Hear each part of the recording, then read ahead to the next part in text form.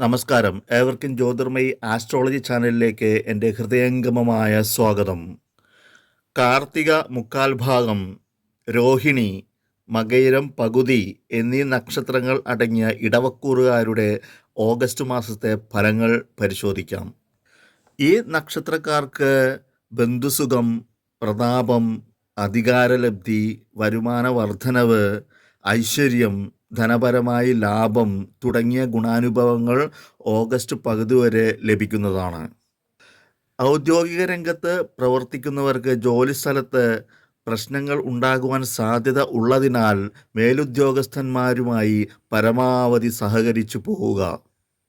August പകുതിക്ക് ശേഷം ആരോഗ്യം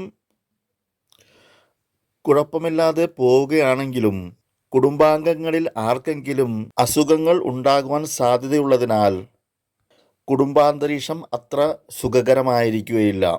ഓഗസ്റ്റ് പകുതിക്ക് ശേഷം സാമ്പത്തികമായ നേട്ടങ്ങൾ പരിമിതമായിരിക്കും.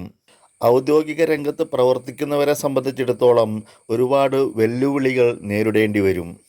ബിസിനസ്സുകാരെ സംബന്ധിച്ചിടത്തോളം ബിസിനസ്സിൽ നിന്ന് പ്രതീക്ഷിച്ച ലാഭം ഉണ്ടാകുവാൻ സാധ്യത കുറവാണ്.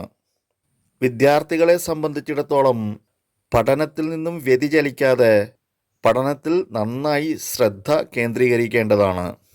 അല്ലെങ്കിൽ ഉദ്ദേശിച്ച ഫലം ലഭിക്കുകയില്ല.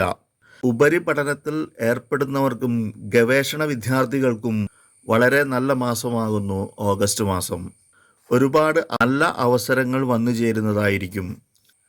ഇനി ഈ നക്ഷത്രക്കാരുടെ ഓഗസ്റ്റ് മാസത്തിലെ ശുഭദിനങ്ങളും അശുഭദിനങ്ങളും ഒന്ന് പരിശോധിക്കാം. വ്യക്തിപരമായ കാര്യങ്ങൾക്കും ഗൃഹസംബന്ധമായ കാര്യങ്ങൾക്കും 4-ാം തീയതിയും 12-ാം തീയതിയും 27-ാം തീയതിയും വളരെ നല്ലതാണ്. സാമ്പത്തിക ക്രയവിക്രയങ്ങൾക്ക് 14-ാം തീയതിയും 20-ാം തീയതിയും 22-ാം തീയതിയും ശുഭകരമാണ്. യാത്രകൾക്ക് 14-ാം തീയതിയും 20-ാം തീയതിയും ശുഭകരമാണ്. വസ്തുസംബന്ധമായ കാര്യങ്ങൾക്കും വിദ്യാഭ്യാസപരമായ കാര്യങ്ങൾക്കും 3-ാം തീയതിയും 4-ാം തീയതിയും 20-ാം തീയതിയും ശുഭകരമാണ്. ഊഹക്കച്ചവടങ്ങൾക്ക്, കുട്ടികൾ ഇവയ്ക്കൊക്കെ 20-ാം തീയതിയും 22-ാം തീയതിയും ശുഭകരങ്ങളാണ്. സേവനങ്ങൾക്ക്, അതായത് സർക്കാർ ഉദ്യോഗസ്ഥരെ പോലുള്ളവർക്ക് 12-ാം തീയതിയും 14-ാം തീയതിയും 20-ാം തീയതിയും ശുഭദിനങ്ങളാണ്. പാർട്ട്ണർഷിപ്പ് കാര്യങ്ങൾക്ക് 11-ാം തീയതിയും 12-ാം തീയതിയും 22-ാം തീയതിയും ശുഭകരങ്ങളാണ്. ഇൻഷുറൻസ് സംബന്ധമായ കാര്യങ്ങൾക്ക് 11-ാം തീയതിയും 26-ാം തീയതിയും 27-ാം തീയതിയും ശുഭകരമാണ്. ഔദ്യോഗിക രംഗത്ത് പ്രവർത്തിക്കുന്നവർക്കും ബിസിനസ്സുകാർക്കും 4-ാം തീയതിയും 20-ാം തീയതിയും 22-ാം തീയതിയും അത്യുത്തമമായിട്ടുള്ള ദിനങ്ങളാകുന്നു. ഇനി അശുഭ ദിനങ്ങൾ ഈ നക്ഷത്രക്കാർക്ക് എങ്ങനെയായിരിക്കുമെന്ന് നോക്കാം. ഔദ്യോഗിക രംഗത്ത് പ്രവർത്തിക്കുന്നവർക്കും ഗൃഹസംബന്ധമായ കാര്യങ്ങൾക്കും 2-ാം തീയതിയും 7-ാം തീയതിയും 24-ാം തീയതിയും അശുഭങ്ങളാണ്. സാമ്പത്തിക ക്രയവിക്രയങ്ങൾക്ക് 8-ാം തീയതിയും 9-ാം തീയതിയും 25-ാം തീയതിയും അശുഭദിനങ്ങളാണ്.